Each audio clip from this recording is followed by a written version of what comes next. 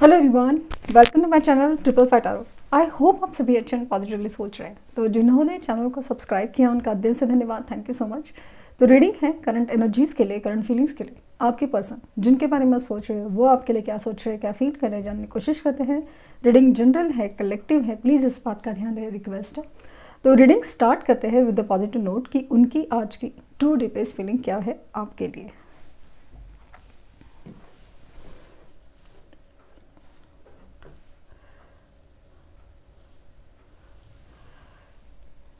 Flame पर focus कीजिए,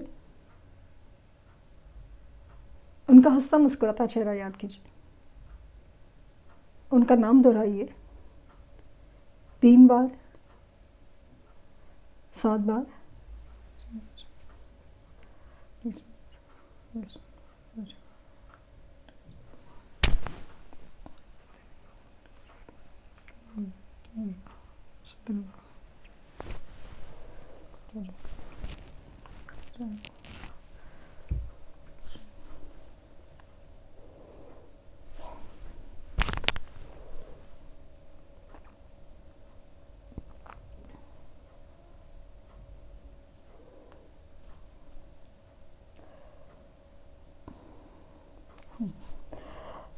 जिनके बारे में आप सोच रहे हैं वो इंसान काफ़ी हद तक नाराज़गी या कोई ऐसी एनर्जी में ना जहाँ पे इमोशनल ब्लॉकेजेस या फिर अपनी फीलिंग्स या इमोशंस छुपाना इन द सेंस कि वो फील ही नहीं करना चाहता, ना दिखाना चाहता है, ना कुछ है, खुद को फील भी नहीं कराना चाहता। ये पर्सन है ना, सच कहूँ तो ना आपसे दूर भाग रहे हैं, दूर भागना चाहते हैं। आपको आप याद आते हो, आप याद आते हो, बहुत ज़्यादा याद आते हो। और इसी चीज़ से वो ज़्यादा परेशान और बेचैन नज़र आ रहे हैं और इसी चीज़ से ना दूर भाग रहे हैं क्योंकि आपकी तरफ है ना वैसा इमोशनल कनेक्शन तो है, लेकिन प्रैक्टिकली वो पॉसिबल नहीं है कि जैसे बात करें, जैसे बात हो पा रही है। क्योंकि ऐसा लग रहा है ना कहीं आप बदल रहे हो बहुत ज़्यादा। आप ना बहुत ज़्यादा एक्सपेक्ट कर रहे हो, ऐसा लगता है बहुत ज़्यादा एक्सपेक्ट। ये मानते हैं कि अब दोनों के बीच में जो कनेक्शन है वो बहुत गहरा है और आप जैसा कोई नहीं, उनके लाइफ में आप जैसा कोई नहीं, बहुत ज़्यादा। लेकिन आपके लिए एक अलग ही फीलिंग है आज। मतलब आपकी आवाज़ सुनना, आपसे मिलना, ये सारी चीज़ें फ्लेम ये उनको बहुत ज़्यादा मतलब एक क्या सुकून देंगी वो खुद समझा नहीं पाएंगे। लेकिन ऐसा है कि लाइफ में इतनी सारी प्रैक्टिकल प्रॉब्लम्स या जो सिचुएशंस है, ऐसा लगता है कि ये सिर्फ खुद को नहीं आपको भी बर्बाद कर देंगे या आपको प्रॉब्लम में डाल सकते हैं, आपको तकलीफ दे रहे हैं।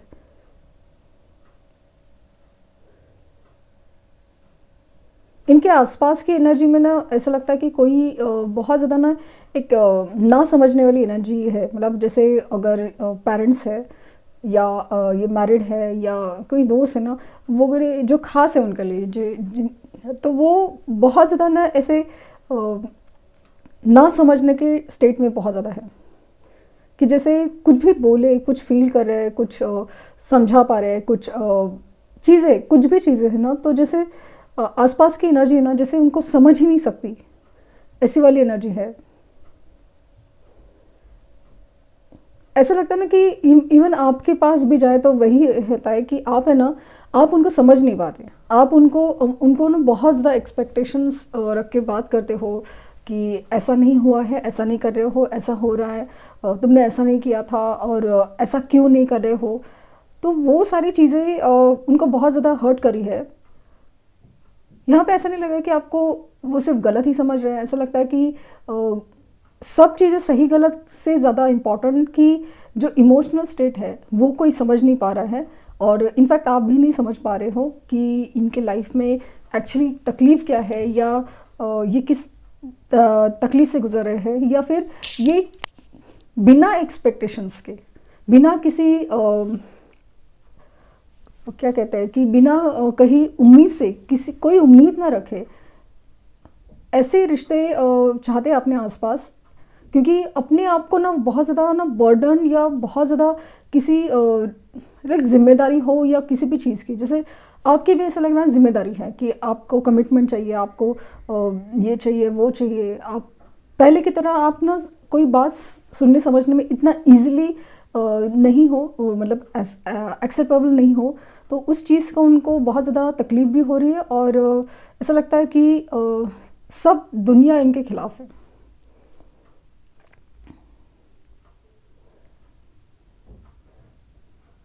आपकी तरफ है ना एक इमोशनली स्टक होने की एनर्जी है, आपकी तरफ एक इमोशनली स्टक होने की एनर्जी है, जहाँ पे जैसे आप है ना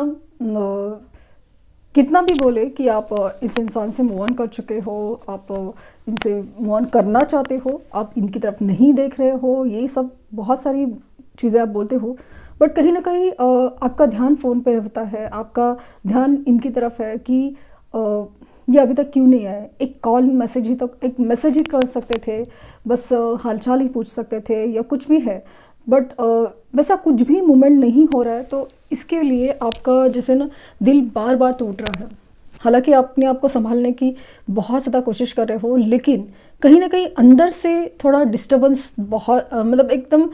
थोड़ा डिस्टर्बेंस बहुत ज़्यादा फील होता है पता नहीं कि ऐसे वर्ड निकला, बट थोड़ा डिस्टर्बेंस बहुत ज़्यादा फील होता है कि जो जैसे ना आप मानते हो कि हाँ ठीक है, कुछ ये इंसान की परेशानी है, सब कुछ है, ये है वो है, बट समाव इनका ना ये कुछ जैसे भी है, थोड़ा ना एक लेट गो एटीट्यूड है, वो आपको अच्छा नहीं लगता।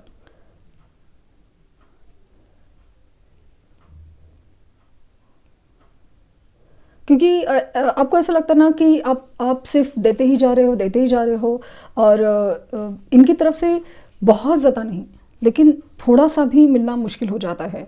और ये सिर्फ है ना, प्यार के मामले में कोई कमी नहीं है, प्यार बहुत ज़्यादा है, मिल जाता है, लेकिन जो विश्वास है, जो कमिटमेंट है, जो एक अश्योरेंस है ना कि हम साथ हैं, हर हालात में साथ हैं, वो चीज़ बहुत ज़्यादा मिसिंग है इनकी तरफ से। इसी बात से आपको नाराज़गी से ज़्यादा ना हर्ट होता है कि ऐसा भी क्या है।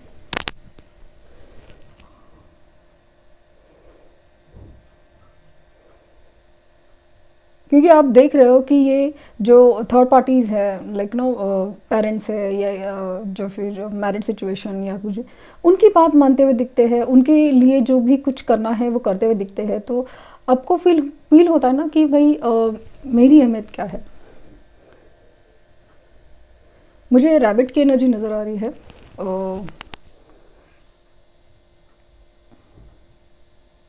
रैबिट दिख रहा है, बटरफ्लाइज दिख रहे हैं, एंड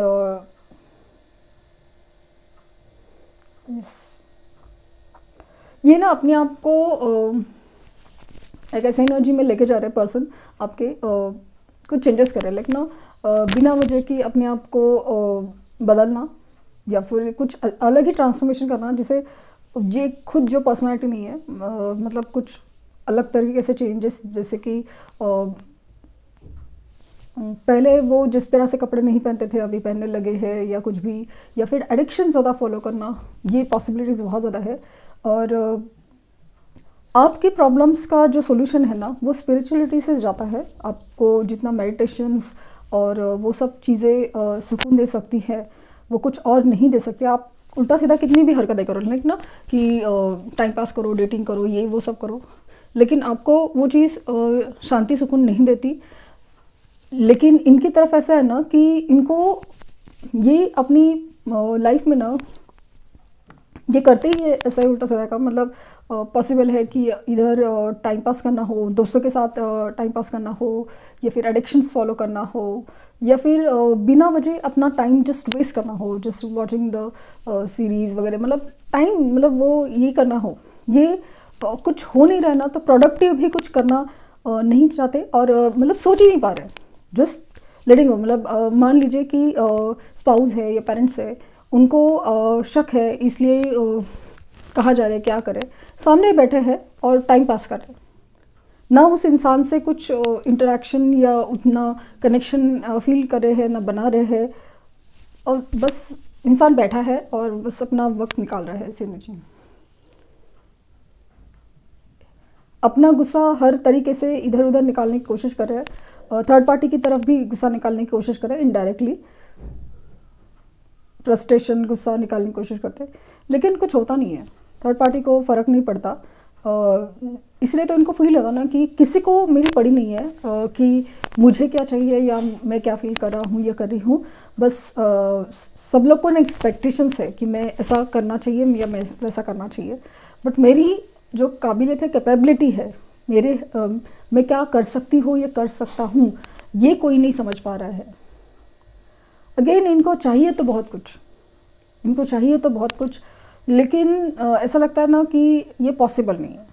अचानक से फिर ऐसा ना कि अपने आप को रोक लेते हैं। ये इमेजिन तो बहुत भयंकर तरीके से करते हैं आपको, क्योंकि इस चीज़ पे कोई जैसे इमोशनल एनर्जी पे इनकी कोई रोक नहीं लगा सकता, कोई भी नहीं। और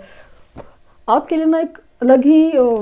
मतलब इमोशनल एनर्जी में कनेक्ट हो जाते हैं। उनको ये जो मेथड है या यही रास्ता बहुत अच्छा लगता है, क्योंकि इसमें ना कोई रोक टोक नहीं है, कोई एक्सपेक्टेशन नहीं है, कोई बंधन नहीं है और वो चीज़ वाला। लेकिन एक वक्त के बाद रियलाइज़ होता है कि उसकी वजह से उल्टा आपके लिए जो क्रेविंग्स है, आपका एहसास वो चाहिए, वो ज़्यादा फील होता है कि नहीं ये इंसान, क्योंकि कितना भी भ्रम में जिए, लेकिन किसी इंसान का रियल में होना और उसका जो इमोशनल कनेक्ट होना बहुत ज़रूरी फील होता है। और इस डिस्टर्ब एनर्जी में काफ़ी ज़्यादा, और यहाँ पे आपके तरफ से डिस्टर्बेंस वही है कि आप भी समझ नहीं पा रहे हो कि, क्योंकि आप चाहे ना चाहे इस इंसान के लिए उतना ही तड़प रहे हो, इस इंसान के लिए इंतज़ार कर रहे हो।